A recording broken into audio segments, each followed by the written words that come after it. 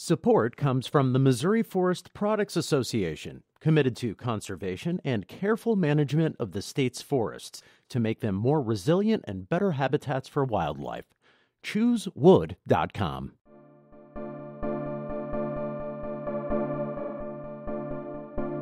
We hope you enjoy listening to this podcast of St. Louis on the Air, brought to you by University College at Washington University, with undergraduate and graduate programs part-time, evening, and online. University College at Washington University, offering world-class education within reach.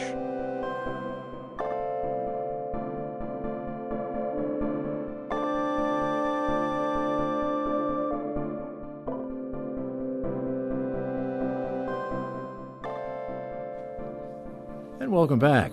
The American automobile industry has always been extremely competitive. Often what made the difference in year-to-year sales was exterior and interior design. General Motors was often the winner in design because of one man, Harley Earl.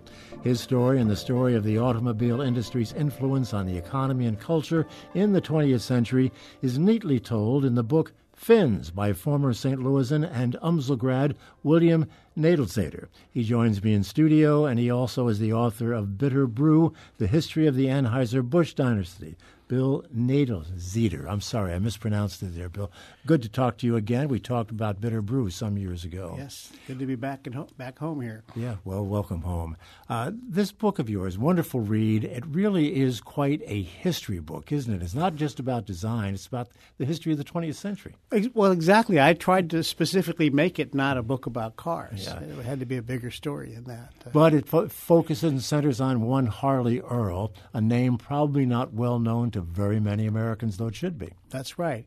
Harley became famous in the 50s for being the father of the Corvette and for putting fins on cars, which became the rage. But the fins thing I use as a metaphor in the book, but it's probably the least of his accomplishments. He was basically the kind of Steve Jobs of his time, who changed the course of the industry by asking the question, what should an American car look like? What should it embody? Not how, they all worked at that point. He did the Steve Jobs thing. Yeah, but they got to look like something. They're American cars. They're not European cars. And he was the winner most of the time when it came to time to sell cars. He was a eccentric, colorful, irascible, difficult, dyslexic designer. You know what struck me, and it starts. The book starts this way: is the role that Hollywood played in the early days of the automotive industry. We always think of Detroit. We don't think of Hollywood.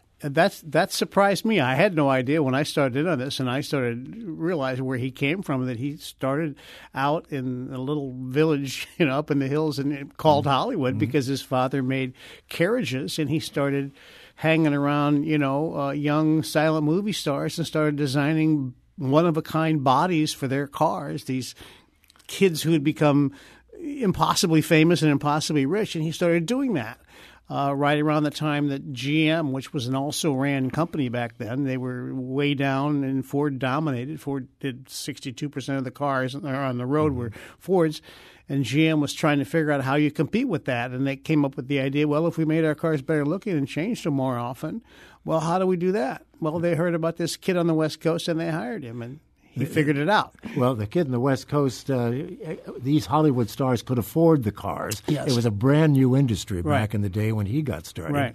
And it went from there, and it went big time. St. Louis was involved in the early days, too. As cars began to become more popular and more companies were making them, St. Louis was in the mix for a while. Sure. Well, in the early days, there were several hundred companies making cars, and they were mostly in the Mid-Atlantic and the Midwest. The towns where cars were made were surprising, And then it was the Depression that wiped out all those companies. They disappeared after that and came back, and there was 6 or 7, and then there were only 3. So that's how it happened. I don't want to jump too far ahead, but we'll certainly point out that St. Louis did become later on in the century an important car manufacturing center in and of itself. And the birthplace of the Corvette was where the first Corvettes were made in St. Louis. What did Harley have to do with the Corvette? Well, it was his idea. Yeah, okay. Harley took one of his other one-of-a-kind design cars to Watkins Glen Grand Prix in 1950. He took it up to show it off for the weekend, and he noticed that all these college kids were there in the town, for the race, and they were all parked around. And they were sitting with MGs and the Jaguar XK 120s. And he thought, well, you know what? We don't have a car like that. America doesn't make a car for young people like a sports car, which they apparently want. So he went back to Detroit and talked to his staff and says, let's make one. Let's design something that they would want. But because it was a big corporation and, things take a long time and they don't go the way he thought, they ended up with the car that fit the description of what he wanted. Okay, it looked that way and was kind of a stripped down car. I mean, it was very European, like an MG. I mean, you didn't even have outside door handles. You reached in these flap windows and you pulled a cord to open the door. But at $3,500, the kids couldn't afford that, so they were trying to market it in the beginning to, middle-aged or 35-year-old, second childhood types. Exactly, and they didn't want a car that didn't have door handles, so it almost failed out of the box. Am I right in remembering that at one time St. Louis was the second largest auto manufacturing town in the country? I've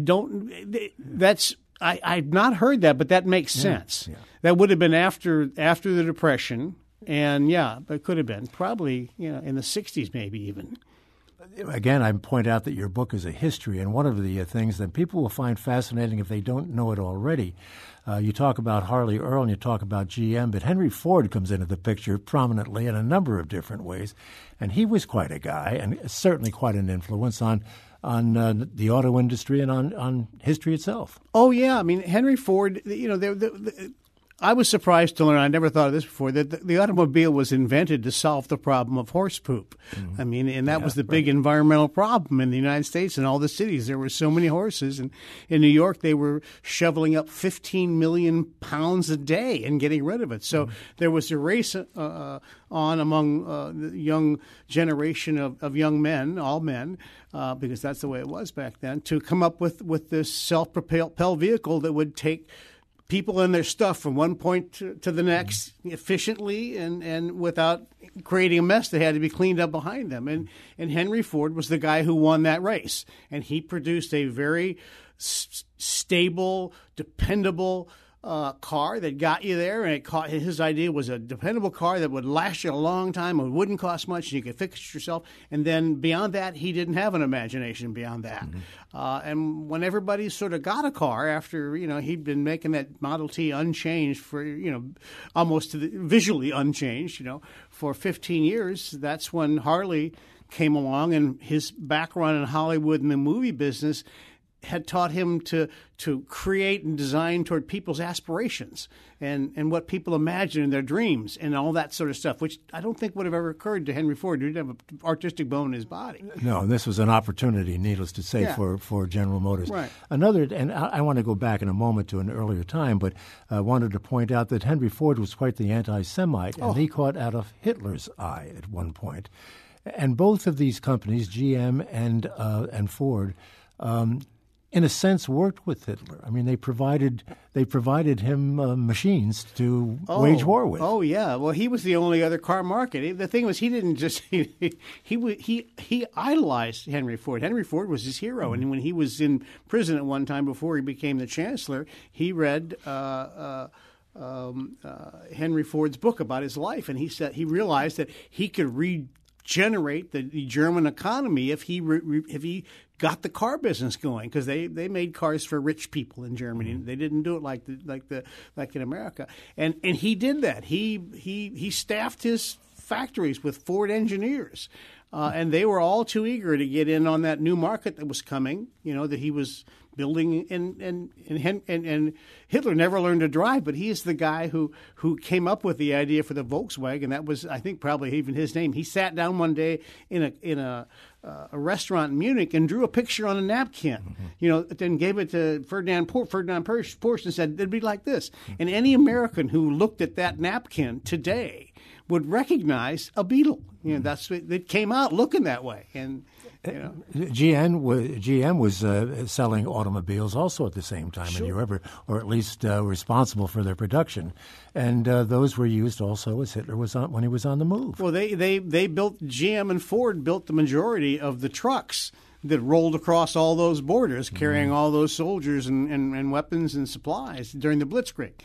And they tried to play that down, because they said, well, we didn't really. And GM didn't really control that, after a while. They were sort of moved out by the Nazis. Mm-hmm. I've got some of that in there. As the Nazis took over, they started getting kind of disturbed, like, ooh.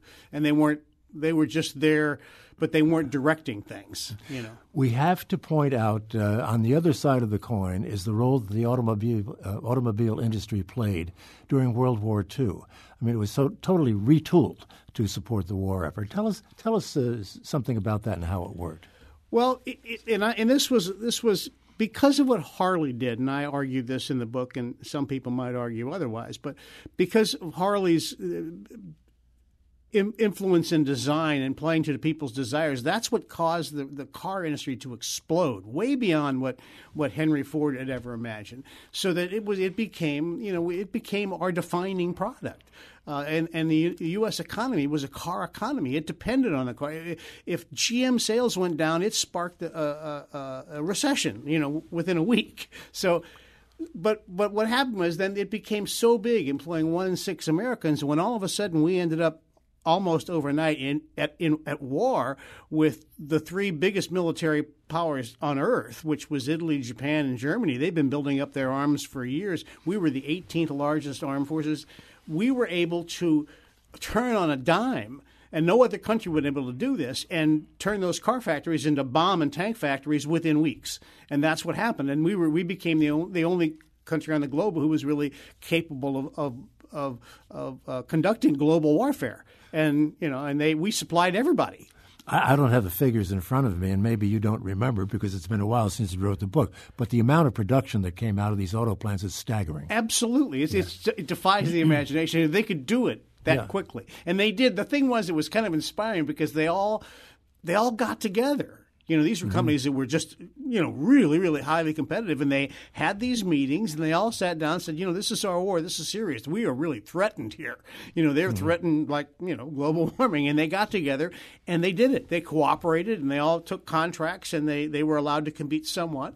But it worked, and they basically turned everything around, and wow. There's another great book that came out a couple of years ago called Freedom's Forge, which details all of this in great detail. It was a source of mine for the book, and it was a great book. I'm not surprised. There's an awful lot of good information there. We have some calls I want to get to in a moment, but I also want to talk about what happened right after the war, because that's when the automobile industry exploded once again. Well, after the war, you went into the era of anything seemed possible in America. We had just won a world war. We supplied everybody. We were the dominant economic, social, cultural force in the world. So cars they kicked up cars again, and they played to that. And Harley, that's when Fins went on a Cadillac, and it went back up to record levels again. And that's when I say Fins became sort of a metaphor for the spirit of the country, the can do. Yeah, we can do this sort of thing. There's nothing we can't do. Any dream can be accomplished. That sort of era. The Fins being the title of your book, and it also is something that Jay, who was calling us from Normandy, wants to talk about. So let's bring him in at this point. Jay, you want to talk Fins? Yeah, really, always. But by the way, were Bill Mitchell and Harley Earl, were they rivals? Wasn't Bill Mitchell the father of the Corvette, or was it Harley Earl? No, that was Harley. Bill Mitchell was Harley's right-hand guy. He was his star, and he took over for Harley. He was Harley's hand-picked successor, and he was even more colorful than Harley. And more profane. Well, great. And then also, who was the main man behind all the great Fins of the Chevys, the Caddies, and also Chrysler really elevated the Fins after it got going, the Fin warfare. Well, the Chevys and Cadillacs, that was under Harley. That was his staff that did that under his. And even though he didn't draw the Fins or whatever, anything that went on a GM car, Harley said, "Yeah, that one. Put that on there." Yeah, not that. He directed everything. the Chrysler, the forward look was done by Virgil Exner, who was a protege of Harley's, who learned how to do the styling under Harley. And when he first left to go to Studebaker, Harley was so upset that he cried when Virgil left because he was that. And then Virgil, of course, goes on, and he's the guy who put the fins on the Plymouths and the Chryslers in 57 and just blew GM off the road for a while. They were stunned at that. There's a scene in the book where they see those things for the first time parked at the Plymouth plant, and they cannot believe it. They've been lapped like that. A lot of Harley's proteges and people that worked with him did leave to go someplace else. Sure. Become very successful in their own and he right. was very difficult to deal with. So they, and they were the best there was. So they got hired by every other company, hired and eventually by the late 50s was run by former Harley taught people. What inspired the fin? An airplane? Well, it was an airplane. It was the P-38. And the guy, they were shown it one day. They were taken out to to Selfridge Field. Harley's got them in out there, and his designers, they looked at it, and it was before the war. And one of them, Frank Hershey, he was like work on it. He had this idea that he thought of, fins. He was thinking of animals, fish fins, and sharks and things like that. And he started doing sketches that got put away when the war started because the Japanese attacked right after that. Sure. After the war, he pulled them out, and they went back to the idea of fish. And those fins could be dangerous, as you point out in the book. Yeah. They killed people. Yeah, people did die. If you ran into a fin, you could good chance of getting killed. There were horrific stories of little kids playing baseball, and going to catch a fly and falling on the back of a fin and getting speared. So wow. Yeah. Let's take another call. Max will join us. Max, thanks for waiting. You're on the air. I'll be quick as possible. Let's never forget the name Raymond Loewy. But St. Louis, as the second largest producer of automobiles, we had the big three here. At Union and Natural Bridge in the city of St. Louis, GM producing Corvettes until 81, I guess. And you had Chrysler and Fenton, and you had Ford and Hazelwood. But I will leave you with this. There was great pride of producing of Corvettes when you took the tour of the GM plant. When you entered the Corvette assembly building, they said proudly, America's only sports car. And maybe if they would have allowed to be here a little bit longer, they might have had strobes and smoke. I don't know. But when that door opened up, that's what the tour guide would say: America's only production sports car. Thank you, Max. Well, it's interesting.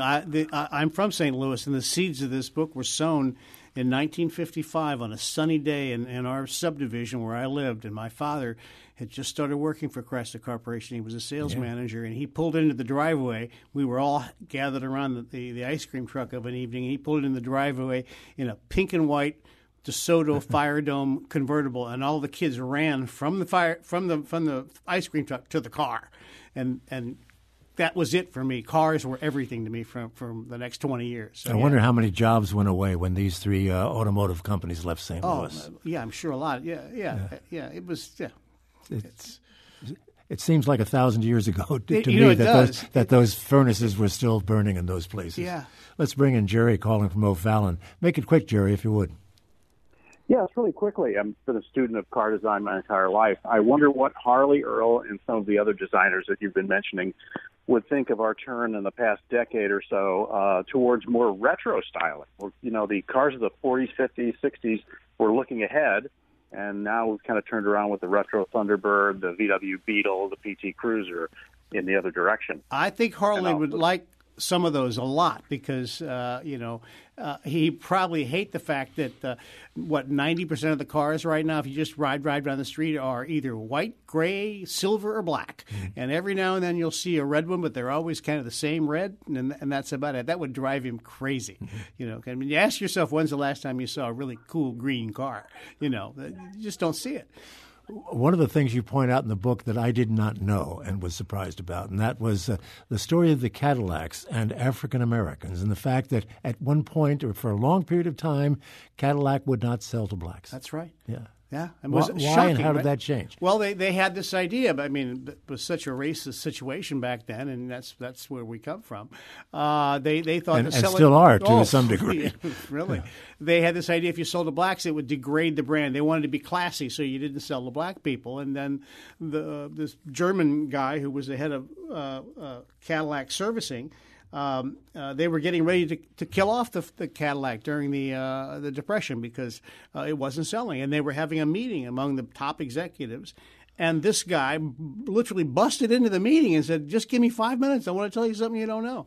And what he told them was that he learned from going to Cadillac service centers that there were a lot of black people who bought Cadillacs. They came in with the Cadillacs they owned, and the reason they had them is they were paying white people $400 to front the purchase. Straw parties. And then he said to these millionaire people on the board and stuff, said, well, "Why let someone else, take $400 away from your sale? Why don't you market to the Negroes," as they said back then? So they decided to they put him in charge of Cadillac and let him market to the Negro population, as they called it. And he turned it around. He saved the brand. He was known as the man who saved Cadillac, and they made him president of the Cadillac division. One of the fascinating tidbits that you have in the book is filled with them. We can't even begin. I kept finding these things going, oh, my God, I didn't know that. If folks want to learn more, they can go to Left Bank Books tonight at 7 o'clock, and you'll be there and talk about it. But in the time we have left, I also want to talk about the women's role in all of this, not only in the purchasing of cars, but in the designing of them. They came into the picture at some point. They did, and it was kind of a gimmick that they did. Harley hired, I think GM, and through Harley, hired 9 female designers, industrial designers, and this was at a time when industrial design was just coming on. And he hired them from Pratt, one in college, and they were all, very good artists, and they made a big deal of this, and they called them the damsels of design, and he posed with pictures of them everywhere, and they got lots of publicity, and they loved it because they got these jobs that they would have never gotten. They were paid $5,000 a year, which was huge. They couldn't have made that money anywhere else, and they were given privileges that even the men on their level didn't have. They could eat in the dining room, but they were in the GM Tech Center. There were 7 or 8 or 9 of these women among 2,000 male, people working in the design department. And they were never allowed to design the exterior of a car. They were kept in the house, in the kitchen, and they were relegated to making the interiors, adding the female touch to the interiors.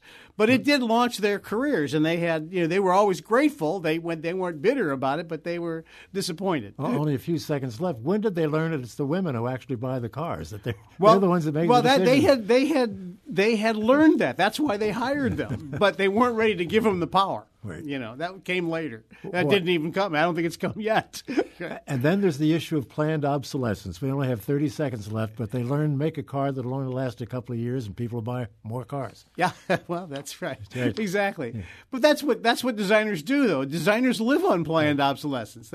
And that became like a dirty word. And that's sort of what took down the fins thing, and Raymond Loewy was the guy who was anti-fins, and the idea that planned obsolescence, like they were taking advantage of their buyers. That's how it was sort of characterized. As I say, there's so much more to learn. You can learn it tonight at Left Bank Books at 7 o'clock. Bill Knoedelseder, thank you so much for being with us. Fascinating book, great read, and lots of history and lots of fun stuff. Thank you. Thank you. Great to be here.